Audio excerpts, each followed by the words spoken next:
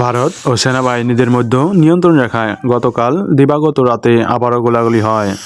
এ নিয়ে ধারাবাহিক তৃতীয়বার রাতের মতো গোলাগুলি হলো। ভারতীয় সেনাবাহিনী আজ একথা জানিয়েছেন। কাশ্মীরের পেহেলগামে পর্যটকদের ওপর হামলাকে কেন্দ্র করে ভারত ও পাকিস্তানের মধ্যে সম্পর্ক গত কয়েক বছরের মধ্যে সবচেয়ে তলানিতে এসে ঠেকেছে। ভারতের অভিযোগ, পাকিস্তান অন্তঃসীমান্ত সন্ত্রাসবাদকে সমর্থন দিচ্ছে। তবে পাকিস্তান ওই হামলায় জড়িত থাকার কথা স্বীকার করেছেন। এ নিয়ে ভারতের যে কোনো পদক্ষেপের বিরুদ্ধে পাল্টা ব্যবস্থা নেওয়ার ঘোষণা দিয়েছেন দেশটি। পেহেলগামে হামলায় ২৬ জন নিহত হওয়ার পর দায়ী ব্যক্তিদের খুঁজতে নিরাপত্তা বাহিনী বড় ধরনের অভিযান চালাচ্ছেন।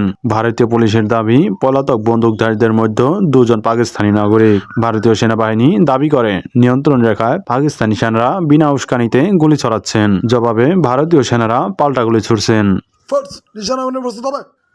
পেহেলগামের ঘটনায় নয়াদিল্লি এরই মধ্যে দুই দেশের মধ্যকার ঐতিহাসিক সিন্ধু পানি বন্টন চুক্তি স্থগিত করে দিয়েছেন।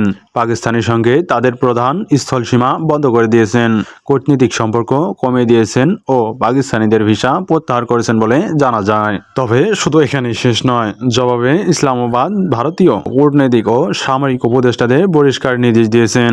ভারতীয় নাগরিকদের ভিসা বাতিল করেছেন এবং নিজেদের অংশের প্রধান সীমান্ত ক্রসিং বন্ধ করে দিয়েছেন। তবে শিখ তীর্থযাত্রীদের ভিসা বহাল রাখা হয়েছে।